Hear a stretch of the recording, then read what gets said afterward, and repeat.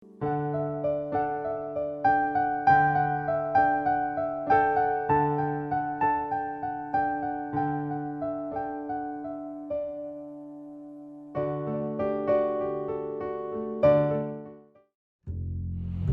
Assalamualaikum warahmatullahi wabarakatuh. Selamat datang kembali dalam channel kesayangan kita, Nazarul Yanis. Apa kabar teman-teman semuanya? Saya harap teman-teman masih dalam keadaan yang sehat dan tetap bersemangat menjalankan aktivitas dimanapun teman-teman berada. Tak lupa saya ucapkan terima kasih kepada subscriber saya yang masih setia mendukung dan menyaksikan video saya sampai dengan saat ini. Kalian luar biasa guys. Baik, di video kali ini saya akan mengajak teman-teman untuk ikut hadir ya bersama-sama ya di acara yang spesial ya. Kita kedatangan Presiden Akal Sehat Bung Rocky Gerung di Kuala Pembuang, Seruyan ya. Jadi nanti kita akan berdialog bersama, berdiskusi, dan kita akan lihat bagaimana keseruan dan ide-ide yang ada, informasi yang ada dari proses dialog dan diskusi bersama Bung Rocky Gerung ya. Biasanya kita melihat Bung Rocky kan dari layar televisi ya. Ini langsung hadir dan ya mungkin kita akan lihat apa pandangannya dan gagasannya. Oke. Tapi jangan lupa klik tombol subscribe, like, dan berikan komentar, sharing ya, dan apapun itu ya, silahkan. Jangan lupa ya, yuk kita saksikan bagaimana keseruannya. Perdana Menteri bilang harga tomat tidak akan jatuh. Begitu harga tomat jatuh 0,0 sekian euro, berarti jatuh. Karena dia merasa bersalah. Jadi janji politik itu akan mengakibatkan penderitaan rakyat. Kalau yang berjanji itu tidak punya, itu yang terjadi di negeri ini. Saya datang dari Kalimantan. Saya punya anak dua sekolah di Jember. Dan waktu saya kirim mereka ke Jember, Pak Jokowi bilang harga sawit akan stabil. Dari Eropa, Perdana Menteri bilang harga tomat tidak akan jatuh. Begitu harga tomat jatuh 0,0 sekian euro, berarti jatuh. Karena dia merasa bersalah. Jadi janji politik itu akan mengakibatkan penderitaan rakyat. Kalau yang berjanji itu tidak punya, itu yang terjadi di negeri ini. Itu yang menyebabkan sekarang kita mau hitung siapa yang bakal kita pilih, atau kita pujikan sebagai orang yang mampu untuk membawa moral dan politik. Silakan Anda tentukan dengan pikiranmu. Saya hanya ingin menuntut teman-teman untuk memilih berdasarkan pengetahuan dari saudara apa yang pernah dilakukan oleh pemimpin sebelumnya. Rakyat, bahwa itu soal dari rakyat. Itu yang saya sebutkan, kejujuran berpolitik. Kita mesti tengok menjawab, tapi berbohong. Pajak itu pajak saya, bukan pajak uang presiden. Dan kenapa PLT disebut bantuan presiden? Jadi menurut ditempelkan wajah rakyat. Jadi kita mulai melihat bahwa kehidupan politik kita akan berangkat kalau moral, kalau dasar-dasar berpikir. Tugas Bawaslu adalah memperhatikan gerak-gerik politisi musuh. Itu tugas Bawaslu.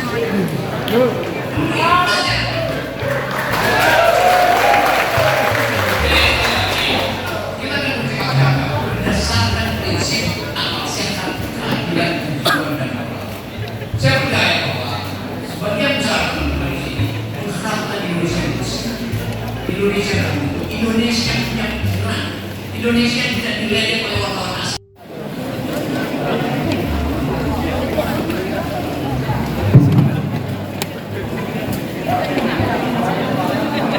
Kursi warnanya ini.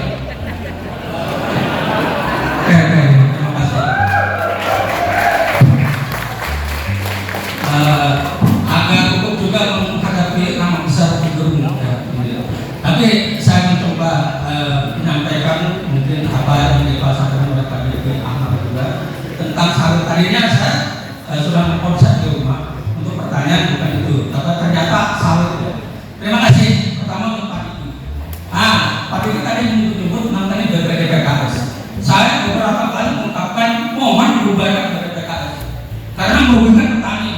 Dari pungutan ekspor itu sangat merugikan. Bayangkan ketika petani harga tinggi-tinggi itu pungutan per kilo tadi 1.000 atau lama itu catat Pak. kalau kecuali sebab saya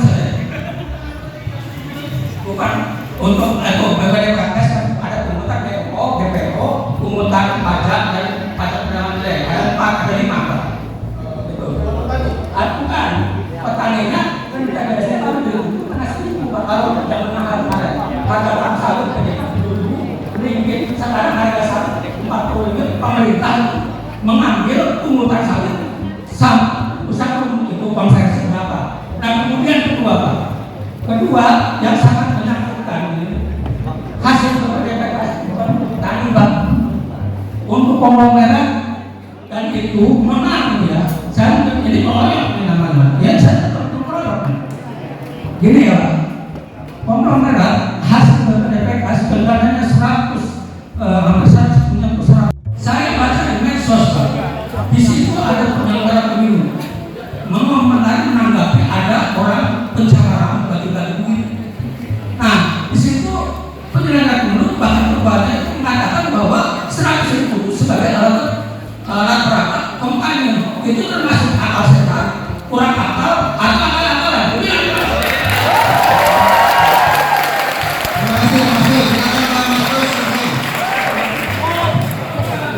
Tidak ada yang menjadi koruptor.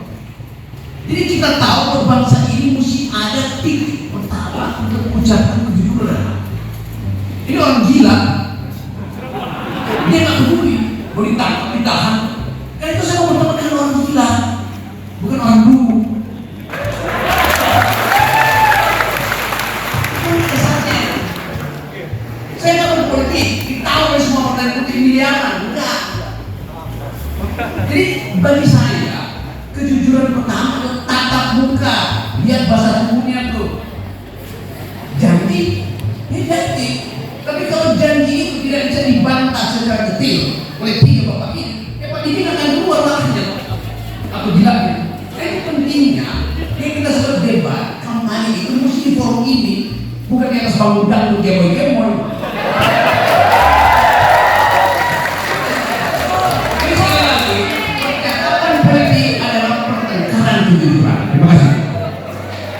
Terima kasih, Satu, ini pada caleg partai ini, pada caleg Gerindra, pada caleg Pak, caleg Demokrat.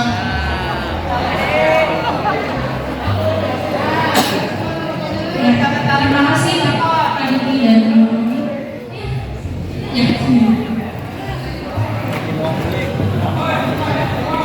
Selina, kebetulan saya dari Partai Gerindra. Saya sangat senang sekali ada acara seperti ini dengan hadirnya Bu Rocky, Pak Diki. Terima kasih.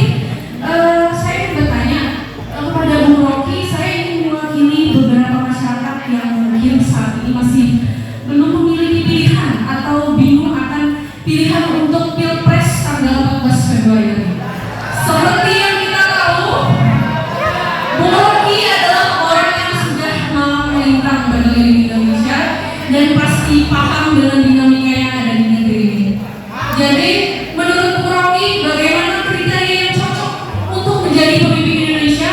Dan kalau boleh, Bu Rocky berani tolong menyebutkan siapa yang paling mendekati kriteria tersebut. Terima kasih. Terima kasih.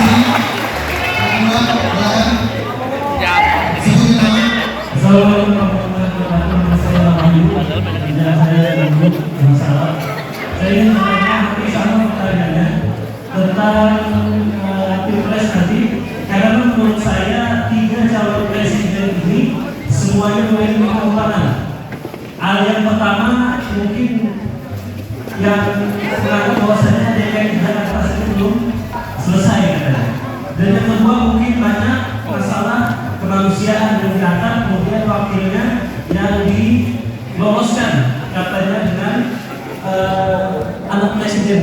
Kemudian yang ketiga ditakutkan ketika yang nomor 3 terpilih akan diatur oleh ibu yang lebih tinggi daripada presiden dan bagaimana terjadi sekarang. Untuk Bapak Rocky Gerung, menurut saya tidak ada yang terbaik di atas 3 pilihan ini. Mungkin kita bisa memilih yang kedudukannya sedikit dan saya ingin tahu siapa pilihan Bapak Oki Widodo.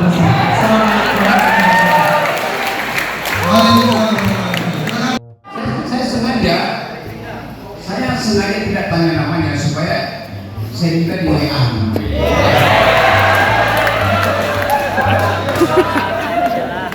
Coba ini dia. Oke, dari pucuk ya. Lihat ini. Dari Gerindra. Rumah saya dengan ketua umum Gerindra hanya 300 meter. Di situ. Jadi kalau Pak Prabowo jadi presiden, tempat saya itu jadi ring 1.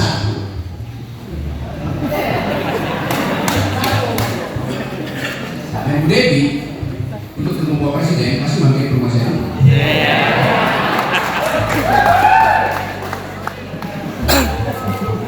Saya berteman dengan Pak Prabowo, saya berteman dengan Pak Anies, saya berteman kenal dengan Pak Ganjar. Tapi saya nggak peduli dengan kedudukan politik mereka sebagai capres, karena tiga-tiganya membohongi konstitusi.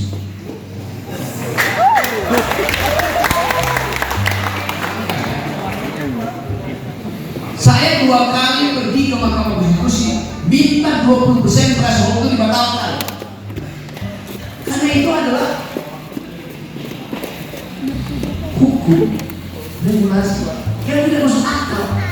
Bagaimana mungkin ada presidensial threshold 20% ketika pemilu dilakukan serentak? Bagaimana caranya? Coba Anda lihat. Supaya presiden bisa mencalonkan diri, dia harus didukung oleh 20% suara partai pendukung. Nah, partai pendukung dan presiden dipilih sama-sama. Otaknya di mana? Harusnya Pemilihan dewan dulu. anggota legislatif dipilih duluan, baru ketika dapat 20% dipilih presidennya tuh. Kalau sampaikan itu.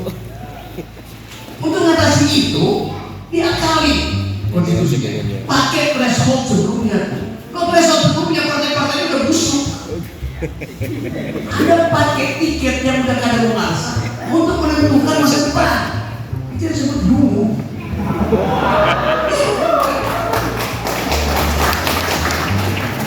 Nasdem tidak menolak, PKB tidak menolak, justru yang menolak Gerindra, yang menolak Demokrat dan PKS, yang menolak Undang-Undang Nomor 7 2017. Jadi konyol dari segi kebenaran berpolitik, tiga-tiganya itu datang dari hukum yang sudah cacat. Oke, biarin aja, mengapain? Dari sebagai fakta politik saya tidak bisa merubah fakta politik, tapi logika politiknya saya ucapkan itu tolol. Apa akibatnya? Sekarang yang Anda lihat ketololan itu memaksakan koalisi untuk dapat 20%. Apa yang terbebani? Gerindra paling terbebani sekarang karena mesti ikut ngangkat suara Golkar, ngangkat suara PSI. Orang Gerindra sendiri bisa nyawarin sendiri kan? Tapi mesti dapat 20% itu. Akibatnya Pak Prabowo kena lahan sekarang. Harus jadi dokter. Bisa sendiri kenapa mau 20%? Dan itu juga yang menyebabkan Anies harus akhirnya berselisih dengan Pak SBY karena mau dapat 20%, pindah lagi mau dapat 20% dengan PKB. Cuman Nasdem setuju bahwa presiden kasusnya 0, maka Nasdem sendiri bisa nyalonin Surya Paloh. Itu konyolnya politik Indonesia. Demikian juga PDIP yang mendukung. Kenapa akhirnya dapat 20%? Karena PDIP satu-satunya partai yang dapat 20%. Dia pakai threshold dia. Bayangkan kalau pakai threshold dia sekarang, apa PDIP 20%? Ya, jadi karcis yang berbusuk itu masih mau dipakai. Karena PDIP dapat keuntungan juga sama aja. Sulit untuk dapat calon presiden karena mesti cari partai tambahan satu. Itu dasarnya. Jadi saya mau terangkan ini untuk memperlihatkan bahwa akal sehat itu selalu benar, walaupun disalah-salahin. Itu sudah saya diperkarakan. Karena saya bilang Jokowi adalah bajingan tolol. Sebagai presiden, bukan sebagai manusia. Kalau saya diperkarakan oleh PDIP, ada PDIP nggak sih? Ada, oke. Saya tunjuk yang begitu. Jelas. Dan akhirnya PDIP memperkarakan saya. Rocky jangan menghina presiden, maka dia diancam hukuman 12 tahun penjara. Belakangan PDIP minta maaf saya. Oh ternyata Rocky benar. Akhirnya menganggap bahwa Jokowi adalah bajingan tolol.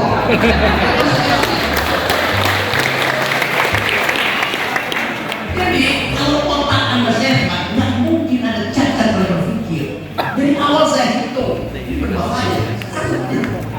Tapi yang benar dari Bapak ini cuma tiga. Karena saya nggak ada kemungkinan saya mau jujur. Jadi kalau Anda tanya siapa calon presiden, tiga-tiganya cacat. Itu soalnya.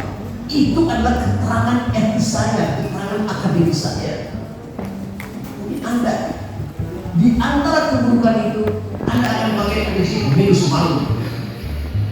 Yang paling kecil kesalahannya siapa? Silakan pilih. Anda sebut nama itu kayak makan. Tetapi keadaan hari ini akhirnya menuntut Anda untuk lihat siapa sebetulnya yang oke, the lesser evil, setan, iblis yang paling bermutu. Dicari itu dari pasal ini sini kan. Ini politik begitu. Kalau tanya setuju siapa? Kalau saya awal mempromosikan LBP, artinya Liga Boykot Pemilu. Kan saya mau boykot pemilu itu. Mau bahaya kalau dia biarin aja. Tapi saya ucapkan itu sebagai protes moral, protes etika tadi.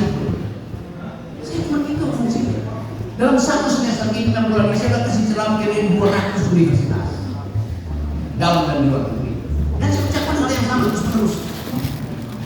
Itu poinnya. Jadi itu yang saya ingin ucapkan selanjutnya, bahwa dari awal garis ini yang masuk di dalam politik kita kotor, yang kotor. Sekarang baru mulai masuk iya ya.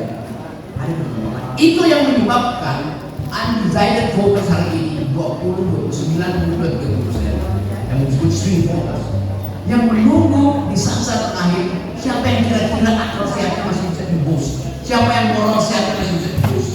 Itu aja. Dan 2 minggu ini itu penentuan. Jadi itu dasarnya Ibu Dedi, hal-hal yang belum saya terangkan silakan berkunjung ke rumah saya. Saya berkunjung ke rumah Ibu Dedi. Jadi tetap saya bersahabat dengan Pak SBY, saya bersahabat dengan Pak Jokowi, saya nggak bersahabat. Karena saya nggak tahu mau bicara dengan bahasa apa dengan beliau.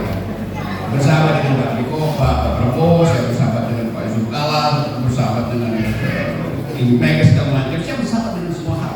Tapi dalam persahabatan itu tidak mungkin saya berbohong untuk hadap cara saya berpikir. Itu kesalahan. Kedua tadi apa tadi? Poin ini. Sayangnya ibu saya nggak bisa ikut acara yang harus bekerja. Ada 2 hal yang saya ingin tanyakan ke Om Rocky. Pertama, politik mempengaruhi semua itu dari kehidupan. Bagaimana cara Om Rocky agar yang belum cukup umur untuk memilih dalam pemilu maupun pilpres mengambil sikap dan kontribusi? Apa yang harus kita berikan agar kita siap dalam mengambil langkah dari hasil pemilu atau pilpres?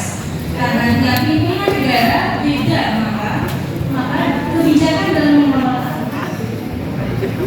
Yang kedua, apa nasihat terbaik Om Rocky buat saya dan para kawan Gen Z agar bisa menjaga akal kami tetap sehat ketika melihat dilema perpolitikan di negara saat ini? Terima kasih.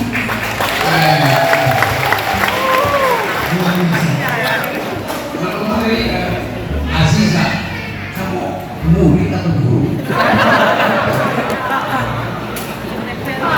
Murid, bayangkan saya mendengar narasinya sebagai guru SD, guru SMP. Ternyata Anda murid SMP. Kalau masih bisa dibatalkan kalau jadi Presiden Prabowo seharusnya dibatalkan.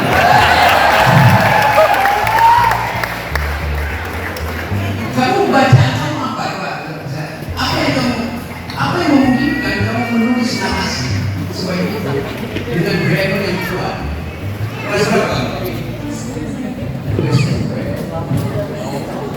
Masih tak oke? Kita akan dulu susah. Saya nanti izin minta foto. Pasti sekarang. Pasti sekarang. Mana boleh? Kalau tiga ya, itu betul.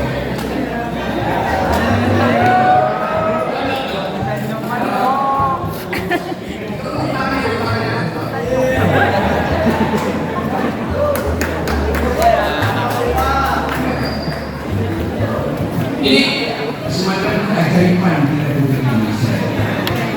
Anda tahu bahwa 80% pemilih Indonesia hanya lulus kelas 7, artinya lulus kelas 1 SMP. PSSI itu dibatalkan oleh Asisa. Asisa bisa berpikir seperti orang dewasa, mengerjakan persoalan dan diajukan pertanyaan dan bentuk kalau bentuk gugatan.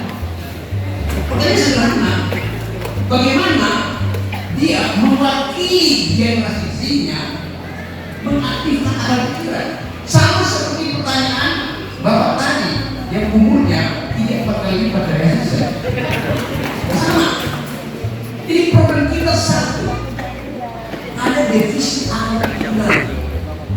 Saya terangkan cara mempersoalkannya. Oke, Anda tunggu pertanyaan Anda. Seandainya saya menjawab, Anda yang bertanya lagi.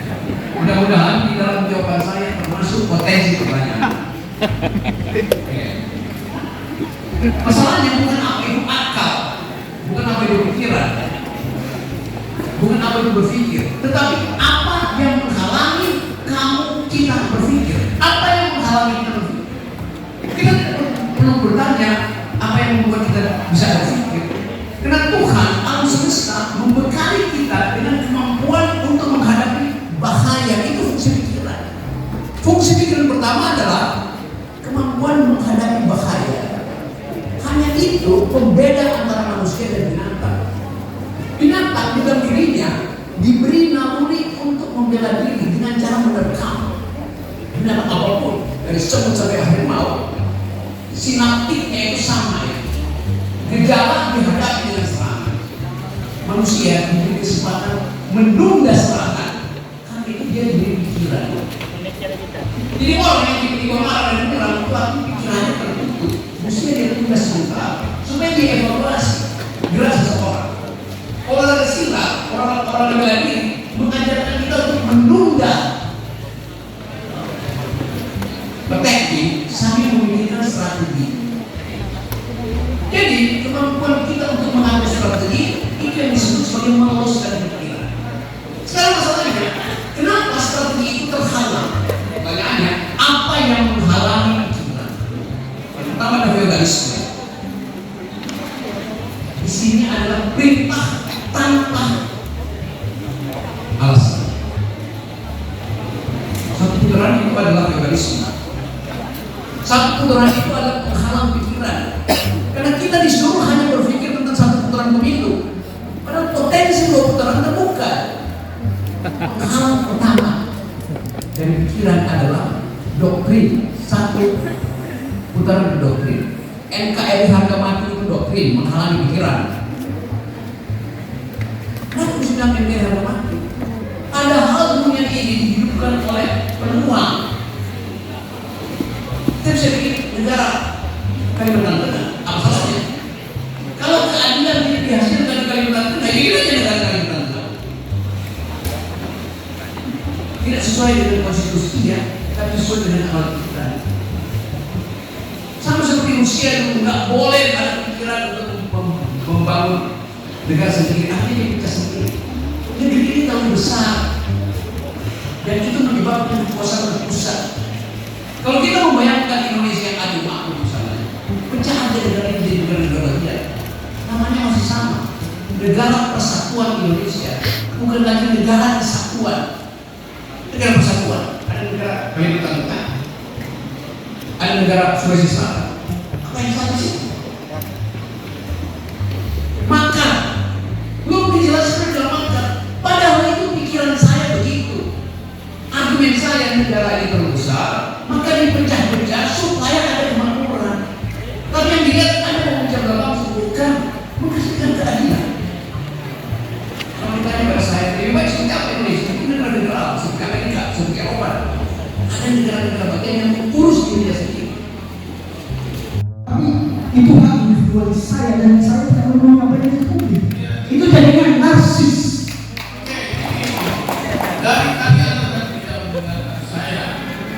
Saya dari tadi bilang saya ini bukan politisi. Saya ini pengusaha. Saya mengerti soal sawit. Saya nggak nyuruh kalian bangun kebun sawit. Saya mau mengatasi problem sawit. Betul nggak? Kalau saya bilang saya kita bangun kebun sawit di sini, ada yang bilang nggak tahu. Orang sih kadang-kadang membuat orang tidak banyak mendengar, lebih banyak. Saya orang yang paling senang mendengar dan mendengar. Tapi bagaimanapun saya tantang dan berbagai. Oke, ya, Bu, saya datang ke sini. Alhamdulillah, soal kebudayaan kita, soal anak kita, ada kita dihargai, kita ada omnibus law yang sudah merugikan anak-anak. Saya tahu ada beritanya di Sumatera sana, masih kami Sumatera itu ada sertifikat saya. Ratusan sertifikat ada mereka saya bawa ke Jakarta, saya datang memberikan aku kembalikan lahan tadi saya. Saya pengusaha, saya aktivis juga. Saya bukan orang politisi. Saya benci sama politisi. Tapi kalau tidak saya gabung di politik, lalu siapa yang akan berada di sana membela kami? Saya bukan politisi yang punya banyak bicara. Anda boleh buka Google nama saya. Apa yang saya sudah perbuat buat negara ini? Silakan. Anda buka Google. Anda sebut tulis nama saya. Anda akan tahu siapa saya. Anda melihatkan bagaimana politik sebenarnya bisa diacu dengan kekuatan argumen, bukan dengan kemampuan sebenarnya. Jadi saya senang sekali di sini. Saya bahagia ada pertengkaran karena persoalan. Ada perselisihan untuk kemajuan Indonesia. Ini sekali lagi saya ucapkan terima kasih. Kita akan ketemu lagi. Tadi saya sudah makan jagung di Kuala Lumpur. Mari bergabung melawan politik uang. Terima kasih.